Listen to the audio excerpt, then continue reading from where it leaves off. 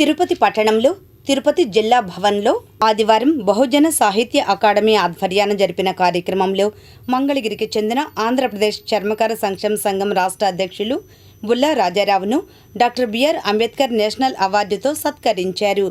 ఈ కార్యక్రమంలో academy chairman నల్లా రాధాకృష్ణ తదితరులు పాల్గొన్నారు.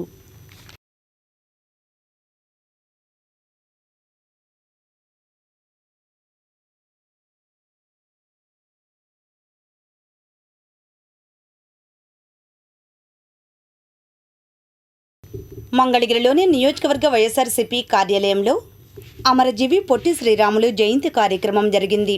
ముఖ్య అతిథులుగా ఎమ్మెల్సీ మురుగుడు హనుమంతరావు, ఆప్కో మాజీ చైర్మన్ చిల్లపల్లి మోహన్ రావు హాజరయ్యారు. ఈ కార్యక్రమంలో నాయకులు బుర్రముక్కు వేణుగోపాల స్వామిరెడ్డి, ఆకురాతి రాజేష్, ఎండి ఫిరోజ్ తదితరులు పాల్గొన్నారు. అనంతరం వారు మాట్లాడారు. వైఎస్ఆర్ కాంగ్రెస్ పార్టీ కార్యాలయంలో పొట్టి శ్రీరాములు గారు జన్మదినోత్సవాన్ని పురస్కరించుకొని ఆయన జీవితాన్ని ఒకసారి మనందరం కూడా మననం చేసుకోవాల్సినటువంటి అవసరం ఉందనేది నేను ఈ సందర్భంలో తెలియజేస్తున్నా. 1901 మార్చి 16న ఆయన మద్రాసులో జన్మించటం జరిగింది. అంటే నేటికి 125 సంవత్సరాలు.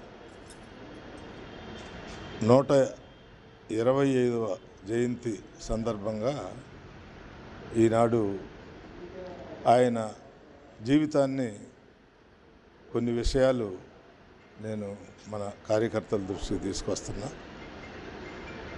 అంటే ప్రతి సంవత్సరం కూడా మనం ఈ కార్యక్రమం జరుపుకుంటూ ఉంటాం. ఆయన మొట్టమొదట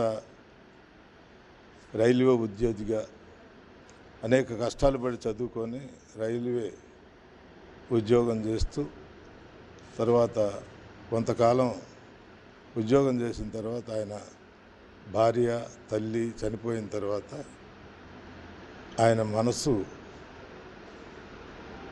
చాలా ప్రజాసేవలోకి వెళ్ళాలనే భావం కలిగి ఉంటుందేమో. ఈ పరిస్థితులు, దేశ పరిస్థితులన్నింటినీ కూడా చూసిన తర్వాత ఉమ్మడి మద్రాసు రాష్ట్రంలో మనందరం కూడా ఉన్నాం.